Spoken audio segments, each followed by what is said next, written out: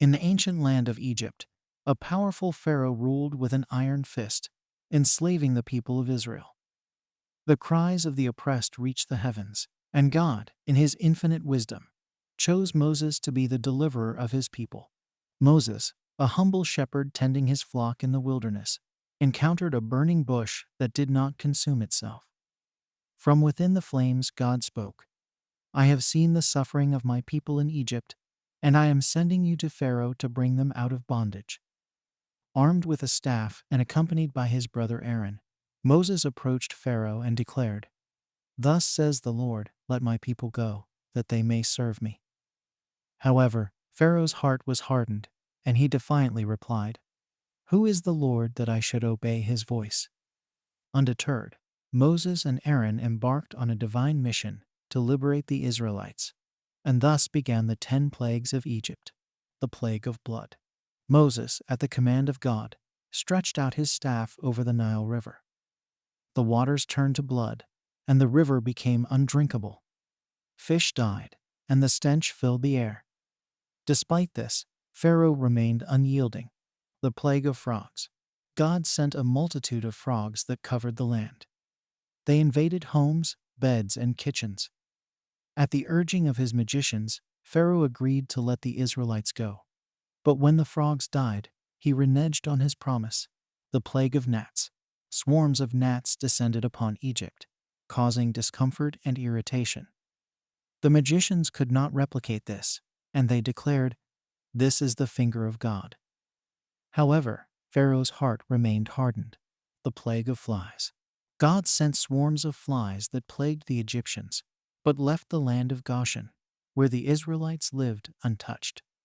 Still, Pharaoh did not relent. The plague on livestock. A pestilence struck the Egyptian livestock, killing cattle, horses, and donkeys. The animals of the Israelites, however, remained unharmed. Pharaoh's heart remained unyielding. The plague of boils. Painful boils afflicted both humans and animals throughout Egypt. Even the magicians were affected. Yet Pharaoh remained steadfast in his refusal to release the Israelites. The plague of hail. God sent a devastating hailstorm that destroyed crops and livestock. Pharaoh momentarily relented, but when the storm ceased, he hardened his heart once again. The plague of locusts. Swarms of locusts covered the entire land, devouring every green thing. The devastation was immense, but Pharaoh's heart remained unchanged. The plague of darkness. Egypt was plunged into impenetrable darkness for 3 days. Pharaoh, now desperate, offered to let the Israelites go, but only their men, leaving their women and children behind. Moses refused, and Pharaoh's heart remained hardened. The plague on the firstborn. In the final, most devastating plague, God declared that every firstborn son in Egypt would die. To protect the Israelites, God instructed them to mark their doorposts with the blood of a lamb.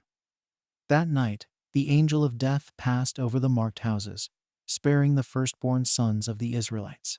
Overwhelmed by grief and loss, Pharaoh finally relented. He summoned Moses and Aaron and declared, "Go, worship your God, take your people and leave Egypt." And so, the Israelites, after enduring years of suffering and witnessing the mighty hand of God, were liberated from slavery. The 10 plagues of Egypt became a powerful testimony to God's justice, the consequences of oppression, and the eventual triumph of the oppressed over their oppressors. The journey toward the Promised Land had begun.